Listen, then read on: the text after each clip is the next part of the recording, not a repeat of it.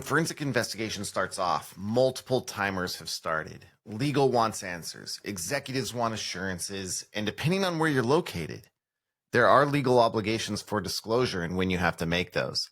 Often forensic teams are left scrambling and sifting through chaotic, disconnected data environments, trying to piece together a digital trail with no map.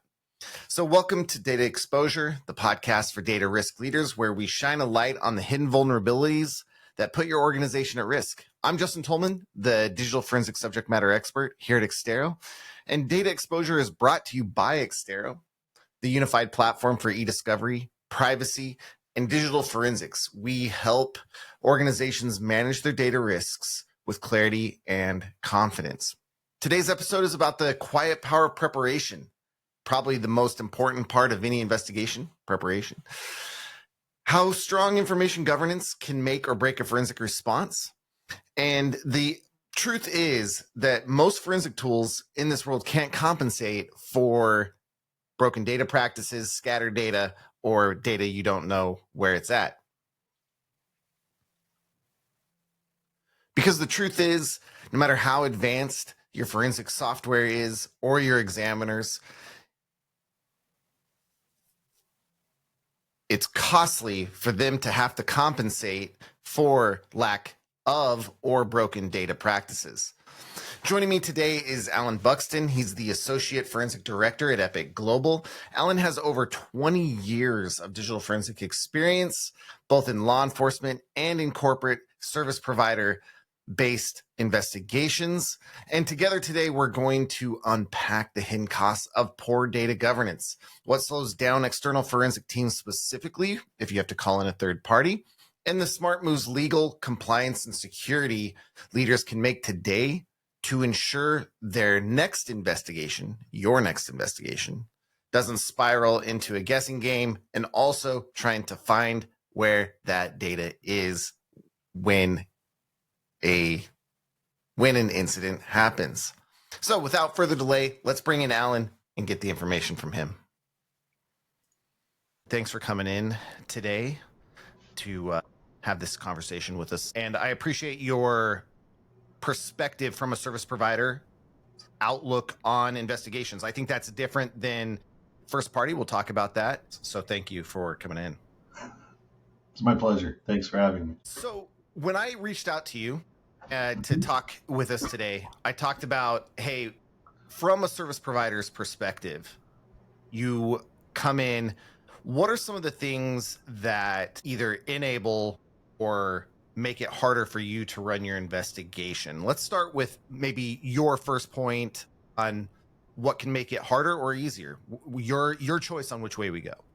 Let's start with somewhere in the middle. We'll sit on the fence for a sec, right? Like when you're scouting out or scoping the potential for involvement in an investigative effort, first question is, what data do I have to work with? What do you have that I can collect and analyze and investigate with, and where is it, and is it relevant to the matter at hand?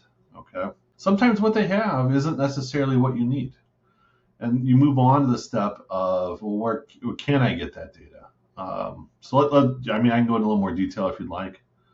Yeah. Okay. Go ahead. So let's start with a simple thing. Sometimes it's internal investigation, sometimes it's something civil, sometimes outside counsel's already been retained and trying to figure out how valid claims are.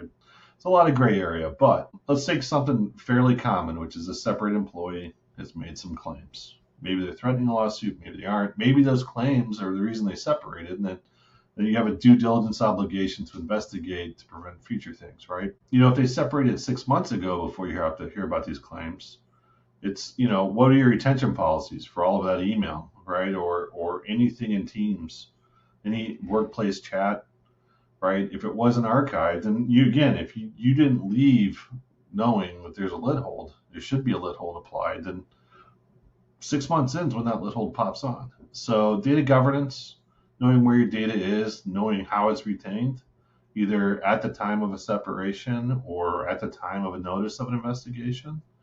And the difference is, that time delay, and the difference is how that affects that data, right? Was a workstation repurposed? Is there a backup of if it was a company issued mobile device, was a backup preserved? right? And here's one for you now we live with is if that mobile device was kept on a shelf just in case or hasn't been reassigned yet, do we have the biometrics to unlock it? Or do we know the original, before unlock phrasing? All of those questions come into play, and they're going to shape your investigation, not just what you can, how you can investigate, what you can investigate, but also how is that going to inform any findings? The absences, may help a case, they may hurt a case. They may be right down the middle of saying, I can't really tell you definitively what happened because this is the data I'm missing. One of the things that you said during that about repurposing reminded me of when we both were still working back at BCI. There was an investigation of a former chief of police misusing agency funds or something like that. Okay. And when they brought me the laptop, it had been repurposed, but not recently. It had been repurposed 6 months ago. And then they decided to do this investigation. And so they went to the person who was using it and were like, hey, we need this laptop to investigate the person who had it before.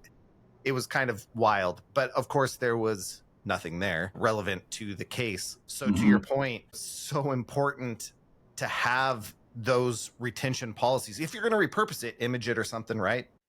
Collect it and then repurpose it. But as they learned when they gave us the stuff, that information's long gone. So absolutely know where your data is, but also make sure you have some sense of where that data needs to be after you're moved on.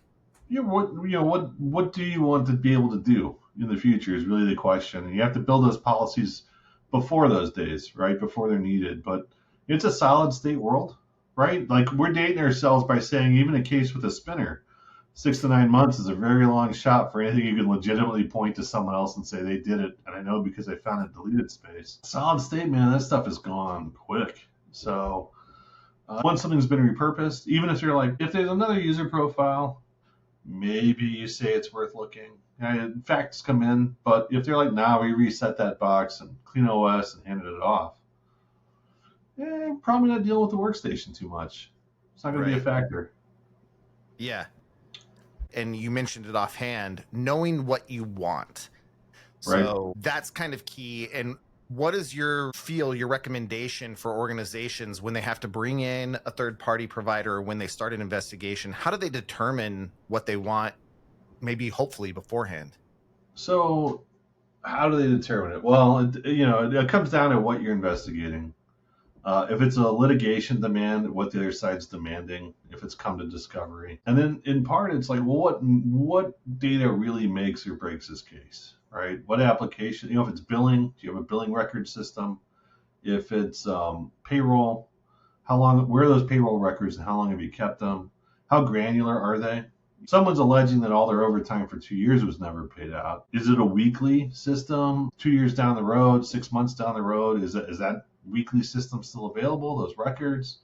Is it granular enough to say what the employee entered, what the supervisor approved, and what somebody paid? And so that is part of it. The other half is getting to the meat of those answers, which, a lot of the time, if you're outside counsel or inside counsel, or if you're HR tasked with an internal matter that needs a third party, you may not know those answers, right? Those generally don't fall inside your bailiwick. So IT these days is way more specialized. There are very few companies now that have the IT guy, right? It's the cybersecurity team, right? So, sometimes it's figuring out who you have to talk to get those answers. And, sometimes you might need the third party to play Sacagawea and translate. And other times you might be able to work that out internally. It's kind of every time it's a little bit of a back and forth to try and get those answers. It's normally a dialogue. It's not one series of questions and answers. The risk of... Oh, great. That's always a good intro. At the risk of maybe going a bit further, what would your recommendation from the investigative standpoint be to a CISO or the director of IT or security on how they should preemptively set stuff up to make that process easier? Man, I think from my end, right, once we know what needs to be collected, the next step is the collection process, right? And I think knowing or having in place a policy of how that data is going to be collected really helps. And then, a lot of places that routinely engage in litigation, not saying they're bad businesses or whatever, but, Sometimes you got to defend a patent. Sometimes it's just your third time at the rodeo, so you know what you're in for. They have those policies in place that we run M365, we will run self-collections, and we will hand that off. That way, we don't open holes in our network. We don't create accounts for people we don't really know, et cetera, right? And then other times, some jurisdictions don't permit self-collection, right? Sometimes if you're investigating someone in an IT department, triggering the self-collection chain isn't great. So like it may tip your hands. So you need a policy in place also for third-party vendors, I would say. You may never use it. It may not survive first contact with whatever systems have to be collected. Knowing that if your policy is only internal self-collection, knowing that the possibility exists out in the world that someday you may need a third-party vendor, helpful. If you have no policy, building a policy in place does, because we just talked about the solid state world. Well, the cloud's no different if the clock is ticking on data. You can't necessarily get that back. So if you don't have those policies in place, it takes time to build them. It takes time to figure out what's realistic or what you even can do with your systems or should do or want to do. And that can slow down collections, which slows down analysis, which slows down results. The clock is always ticking in any matter where there's litigation or pending litigation, I would say. So have your policies in place, or at least know that those need to be exist on paper somewhere, and be aware of what you're willing to accept in advance on both fronts. I think mostly in a good way, governments are now requiring these companies to report and or determine at least initial findings relatively quickly. And so if you're sitting there still negotiating and trying to figure out how to bring in a third party or internal or a collaborative work between the two, like you said, not only is the clock ticking, but you're up against legal barriers at that point as well. Sure, and no one wants to hear the phrase accelerated docket if you haven't started collections yet. But there are other reasons, right? Like if you're negotiating a settlement, if you're really trying to figure out how valid it is, right? If both parties are working in good faith, if the longer the time drags on before you can feel like you have enough data to say, here's what we feel would be reasonable, here's what someone else feels is reasonable, the less faith some people may have in that, it can be misconstrued. So again, the streamlining that process, having that ready to go, having your point of contact team ready to go really helps. So obviously we won't talk specifics, but what are, like, you've gone into various organizations to do various types of investigations, but in general, what's probably the biggest issue, the biggest policy deficiency that causes investigations to trip up, maybe take longer than they should? Two things leap to mind is one, scope creep, right? We talk about this in law enforcement all the time. Like a warrant gives you exactly what you can search and what you are to search it for. Nothing more, nothing less. If plain sight applies, it even says stop and go back and get another warrant, or at least ask for one, right? Everything outside of that, scope creep becomes a problem. Sometimes, if this is the date range we're looking into, the better scope I have for what you really need or what's going to meet your needs, the more streamlined and efficient, the more targeted a collection and investigation can be. And honestly, the faster it turns around, right? So all of that matters. If you can really define your scope, and honestly, that plays an effect in budget too, right? If we're taking detours into different weeks, or if we're revisiting data constantly, or recollecting to add more weeks to something, then it has an effect on the bottom line as far as what you're going to spend for your matter also. So scope creep is number one. Number two is really, really working through the process of the collection and understanding the formats and data and what those results are. It's not uncommon that when we talk about the technical side of what we do, right, our findings, the people, they're happy to hear the findings. When you get to the how I know this is true part, the eyes kind of glaze over, right?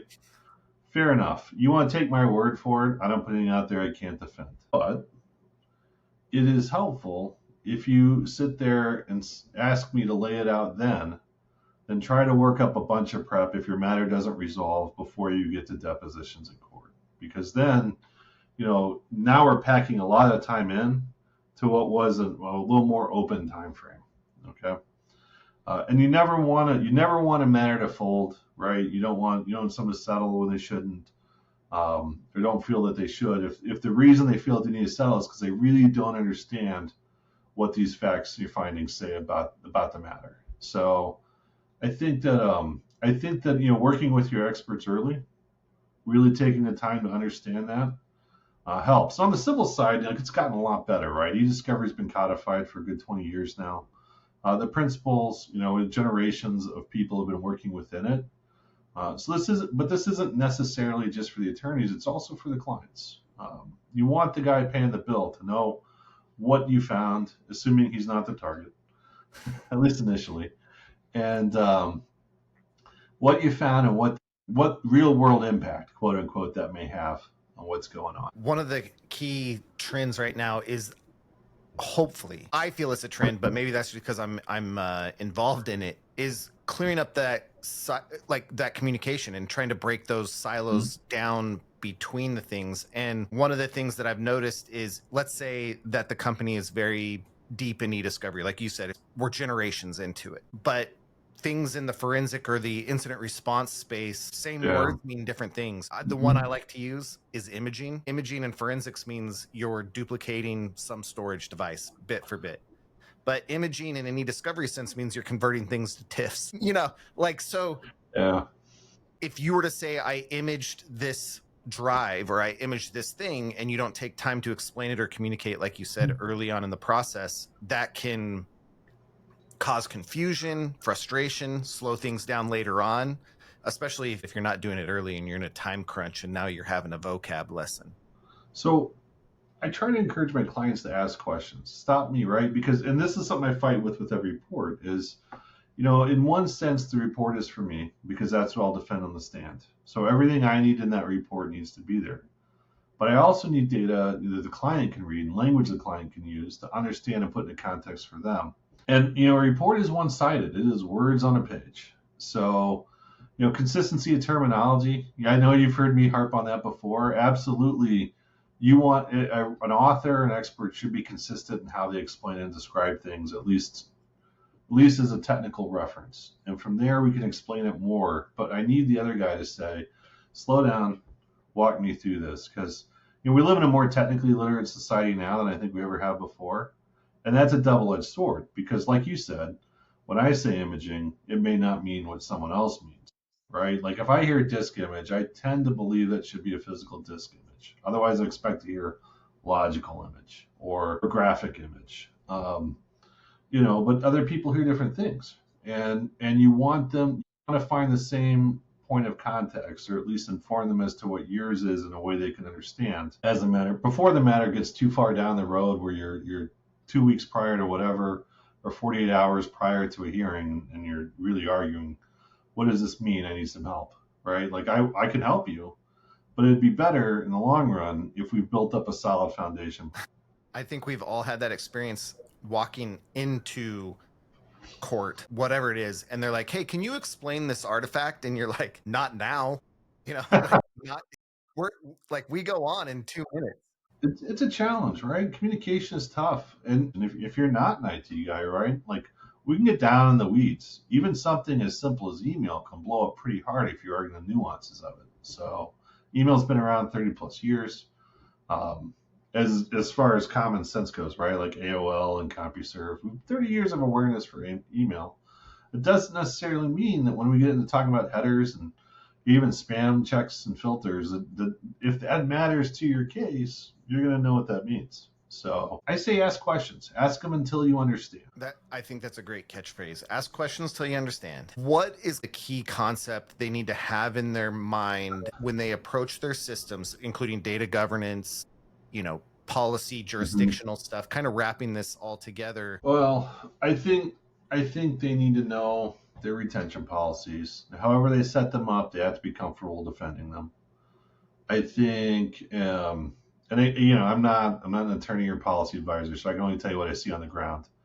But I think you need, if you're dealing with separated employees, right, if it's an employment matter or anything related to it, you need a policy for preserving the data that employee either generated for you or inadvertently created as they used your resources, and how long are you willing to keep it, right? Not everybody wants to keep everything forever, and I get that. Other people do. Other businesses keep it longer than legal requirements go. And the fights are there back and forth. As an investigator, keep your data forever, and I have something to look at. Right? But at some point, if you're just piling hard drives and phones on a shelf, even humidity takes its toll, right? At some point, they just don't work. Find that middle line, what works for you, and what you're comfortable defending. Know where it stands within industry guidelines for, whatever you're doing. So consult as someone who actually understands those laws and be ready to go. Have those in place, use them. Make sure your employees understand them and train to them and teach them and practice them. The courts are probably going to make you suck up some of your communications and push them through a legal review, right, or a pertinence and relevant review. And sometimes all your communications get pulled in for those matters, and then they get sorted and filtered. Doesn't mean everybody sees them, but you're going to be aware and you're going to learn from that. Maybe I preserve XYZ. Maybe I conduct personal business only with these platforms, and I conduct work business only with these, and I don't merge the two. We're seeing a lot of that, right? A lot of advice and guidance that people should not conduct messaging or business over messaging. They should push it back to email because it's easy to retain business email, right? Those systems, again, in place for 30 years, as long as email's been around. But every messaging platform presents its own challenge. So you said you need to have a policy of what you're retaining and have everybody follow it. And I think that's the thing, is having a policy is one thing, but I feel like so I'm that person you mentioned, as an investigator, save all your data so I have something to look at. Man, I am not a deleter. I like having all my chats and all this sort of stuff on retention, personal retention. But like you said, follow the policy, because we've seen examples around the industry. Certain companies require photo ID, government-based photo ID, to authenticate ages. And even after they authenticate, they hold on to that data for whatever reason they decide the reason is. And then they get breached and all that data is made public. And the question is, why didn't you delete your data? And this, we're just coming full circle back. Information governance, data governance, right? If you didn't know you had it, then you can't get rid of it. That is it's a good point. You really do need to know what you're storing, right? Storage is cheap, has been for a while. It gets cheaper. And when it doesn't, there's a competitor who's willing to make it cheaper, right? Storage is cheap, but having a means of tracking and knowing what you're retaining is critical as well. I'll agree on that one. If you had to give a grade in general, based on your experience, Boy. How industry-wide, so not specific, how well are people doing at tracking their data? Boy, honestly, with what I've seen the last few years, I'd say it's a solid B+. A lot of data out there. A lot of data is tracked and maintained. I think, like I said before, a lot of the struggles are kind of the same struggles we deal with, on a smaller scale, like messaging and communications external to the company or the corporation. And how you retain on systems designed to be secure. How do you collect that and retain it? I think everybody struggles with that one. And, the simple answer is ban it. But it never seems to stop it completely, right? Some will shift to using a personal device instead of company issued. Company issued devices cost money. BYOD is tempting. So I think we struggle as a community with some types of data. Not all of it, but some of it. And there's always one hoarder. There's always one guy who's got, or gal who's got everything, relevant or not. And then you try to search, you try to narrow the scope, and it's just impossible because it's not organized. So, the more granular the process is, the easier it is for me. But it's also, it's also what I have a job. My job is to store through data. That's a good thing. Let's recap here as kind of a closing. Know where your data is. Be able to collect that data, know what you're retaining and how long you should retain it, and then make sure you're following that policy. And also be aware, does your policy match the rules or laws of your jurisdiction on how you can collect and or analyze that data? Is that a good sum up of what we've chatted about? That's a pretty good summary. Somewhere in there, you have to have policies that limit access to non-corporate devices. I think to get past the people. Like at some point, it's got to be you will use these platforms for your work as well. Like you've got to enforce it, not just what you're keeping, but what people are generating it with. Every IT guy has a story about the room that didn't have a network drop that somebody set up a wireless access point unsecured in another room to get to, Exactly. which is an instant hole in your security. I think that equivalent is out there for a great many things, right? And application is a safety review. What does it store? Where does our data wind up? All those processes are absolutely fair, but yeah, if you ban different things and you don't have a competing solution, then sooner or later you get a rogue actor or a rogue piece of hardware, and now your data starts to split. Have a policy in place, know what they are. Well, great. Allan, again, thanks as always for sharing some knowledge and some tips and tricks with the community. Always appreciated. And It's always again, my pleasure. thank you. Thank you. And that's it for today's episode of Data Exposure, brought to you by Exterro. A huge thanks to Allan Buxton for joining us and sharing what it really takes to support a fast, focused forensic response. And if you enjoyed today's episode, be sure to follow or subscribe on whatever platform you prefer. And send this episode to a colleague or a coworker or a friend who also works in data governance, forensics, or whatever in this space. You might just save them some time, some effort, and maybe help them get a little bit ahead. So thanks again for listening, and we'll see you next time.